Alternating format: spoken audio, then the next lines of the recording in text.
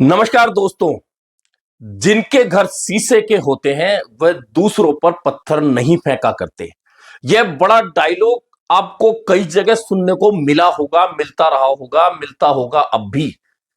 लेकिन अब यह डायलॉग राजनीति में चल सकता है, चल इसलिए सकता है कि कांग्रेस में जो कुछ हो रहा है वह कुछ इस तरह का ही है कि खुद के घर शीशे के हैं और दूसरों पर पत्थर फेंका जा रहा है। और यही कारण है कि एक के बाद एक राज्यों में पिटती चली आ रही कांग्रेस अभी भी सिर्फ डायलॉग बाजी तक सीमित हो रही है। डायलॉग बाजी में एक दो लाइनें बदलती हैं, लेकिन डायलॉग वही होता है, लेकिन नतीजा उसका कुछ नहीं निकलता। अब क्यों नहीं निकलता?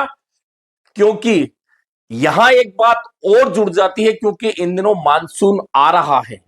बहुत देश के बहुत सारे राज्यों में मानसून आ चुका है, कहीं प्री मानसून आ चुका, बादल छाए हुए हैं। तो वहां एक बात बोली जाती है कि अगर बादल गरजने लग जाए तो वे बरसते नहीं हैं, और बरसने वाले बादल हैं वे कभी गरजते नहीं। कुछ इसी तरह का माहौल कांग्रेस में नहीं लग रहा। पिछले 7 साल से ये डायलॉग बाजी और बरसने वाले बादलों की स्थिति कांग्रेस में लगातार दिख रही है। और ये बरसने वाले बादल हैं कौन से? ये बरसने वाले बादल हैं खुद राहुल गांधी, नेता प्रतिपक्ष राहुल गांधी।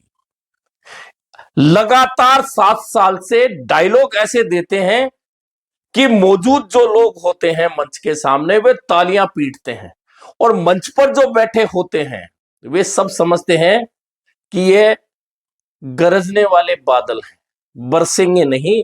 और फिर वही ढाक के 3 पात और चलता रहता है सारा सब कुछ सिस्टम वही। अब एक दिन पहले ही मध्य प्रदेश में फिर एक डायलॉग आया। उससे पहले गुजरात में आया था, शादी में नाचने वाले घोड़े और रेस में दौड़ने वाले घोड़े। अब उसमें एक और लाइन जुड़ गई है, लंगड़े घोड़े। अब कोई पूछे कांग्रेस है या घोड़ों का अस्तबल? अपने ही नेताओं को सीधे सीधे राहुल गांधी घोड़े बता रहे हैं, किसी को नाचने वाला, किसी को दौड़ने वाला और किसी को लंगड़ा। अब यह जो बात चल रही है वे बार बार जिक्र करते हैं कि अब वक्त आ गया है, अब वक्त आ गया है, वक्त आ गया। आखिरकार वह वक्त आएगा कब और जिम्मेदारी लेगा कौन?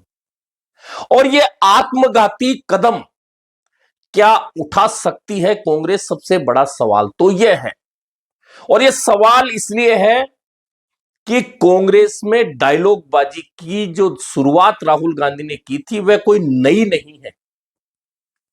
जब से वे पार्टी के उपाध्यक्ष बने तब से डायलॉग बाजी शुरू हुई, और फिर पार्टी के अध्यक्ष बने उसके बाद यह डायलॉग बाजी तेज हो गई। और 2018 में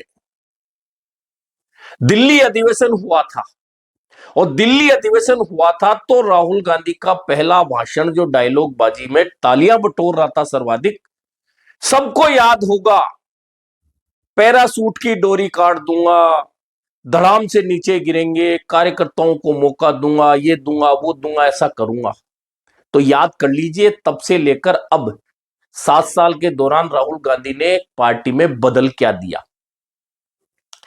अब घोड़ों की बात वे बार बार कर रहे हैं, दौड़ने वाले घोड़े, शादी के घोड़े।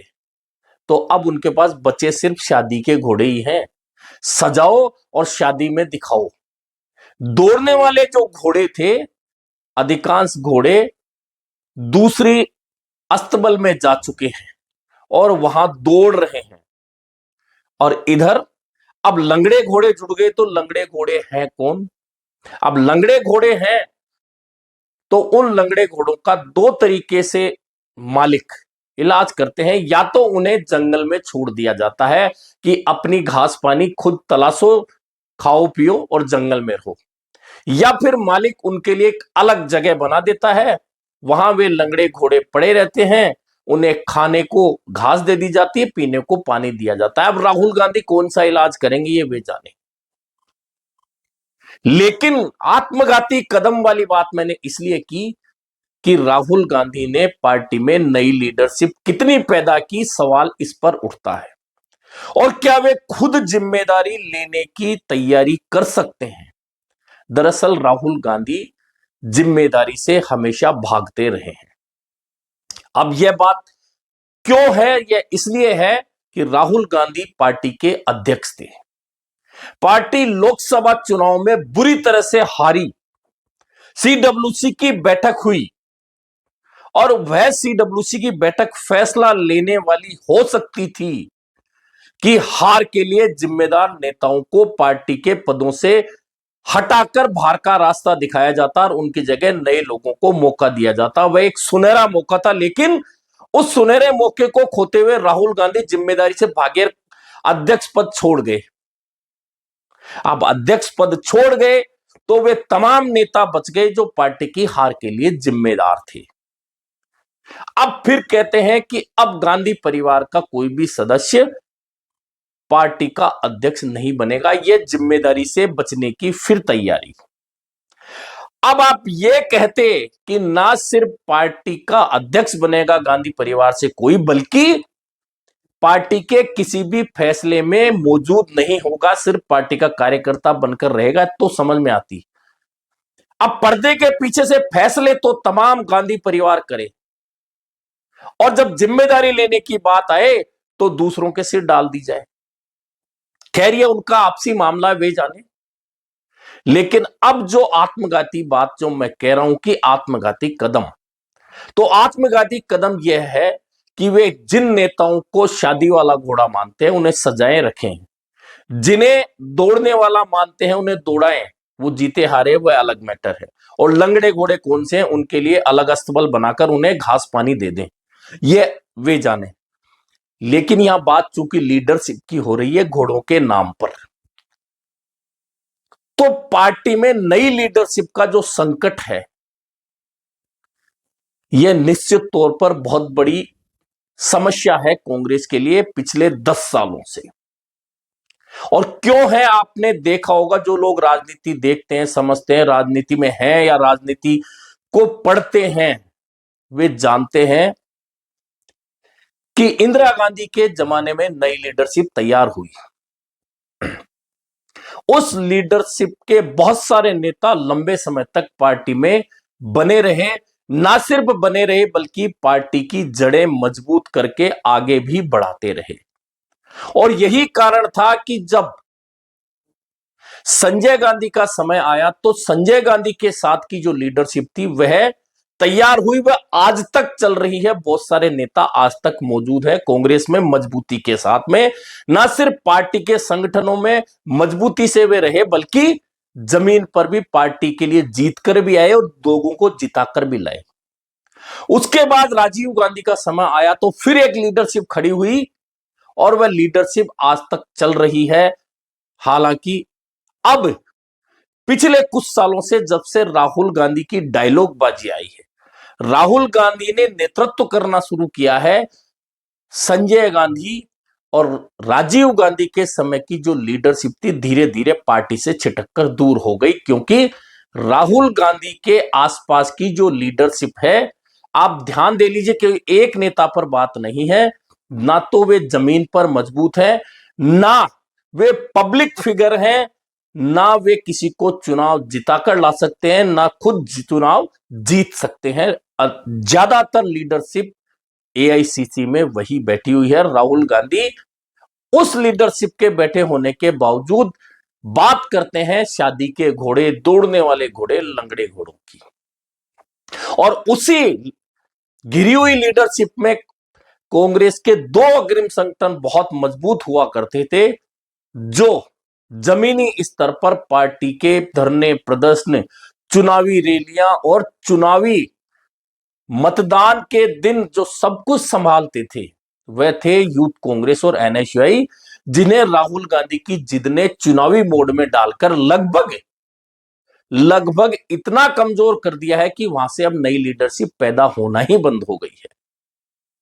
अब वे कहते हैं कि इन्हें साइडलाइन करना है, लंगड़े घोड़ों को करना है, शादी के घोड़ों को करना है। तो अब वही बात है कि इंदिरा गांधी के समय सेकंड लाइन तैयार हुई थी, संजय गांधी के समय एक लीडरशिप तैयार हुई थी, राजीव गांधी के समय एक लीडरशिप तैयार हुई थी, लेकिन राहुल गांधी के अध्यक्ष पद संभालने से अब तक क्या कोई भी कांग्रेस का नेता देश में नई लीडरशिप के नाम उंगलियों पर भी गिना सकता है, जो लंगड़े घोड़े शादी के घोड़ों को साइडलाइन करने के बाद कांग्रेस को मजबूती के साथ में आगे ले जाने की क्षमता रखते हों?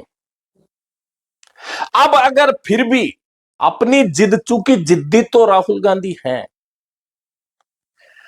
वे अपनी बात हालांकि अभी तक 2018 से 2025 के बीच उन्होंने जो कुछ भी बोला है पार्टी के मंचों पर तालियां बटोरी है, उनमें से वे कोई भी कदम कारगर रूप से नहीं उठा पाए हैं। ऐसे में विश्वास कम है कि वे अब भी कोई मजबूत कदम उठा पाएंगे, लेकिन फिर भी अगर उठाते हैं तो वह लीडरशिप का संकट कांग्रेस में आने वाला है, यह तय मानकर चलिए।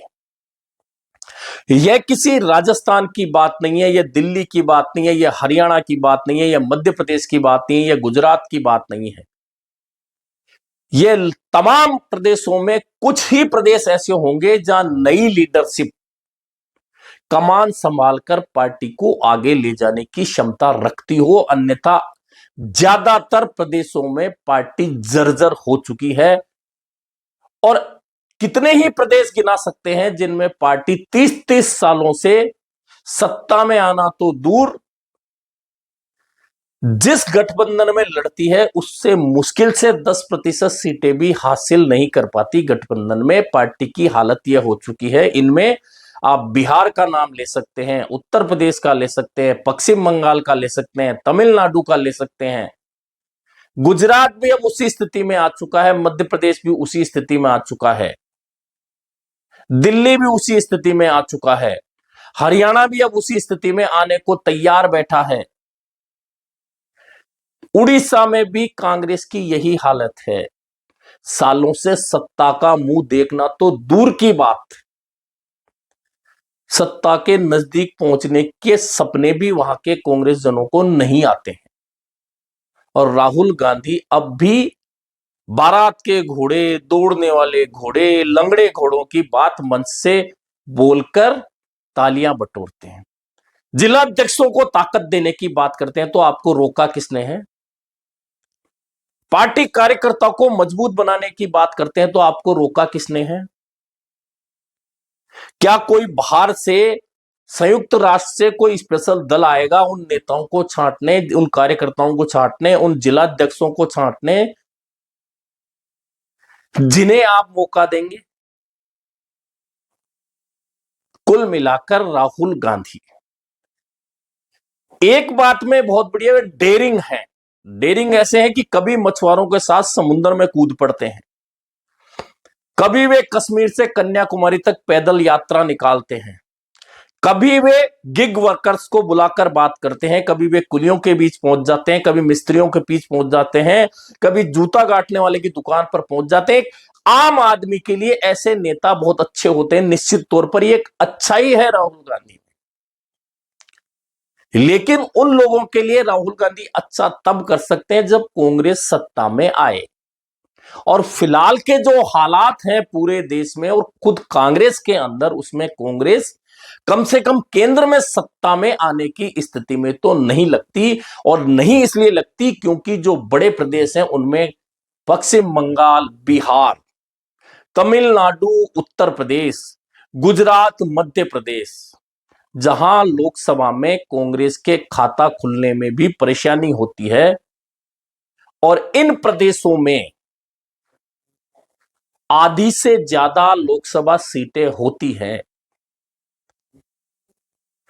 क्योंकि इन प्रदेशों में कांग्रेस की हालत जर्जर हो चुकी है। और 7 साल से फिर भी डायलॉगबाजी में अगर राहुल गांधी लगे रहे, इसलिए गरजने वाले बादल की बात होती है।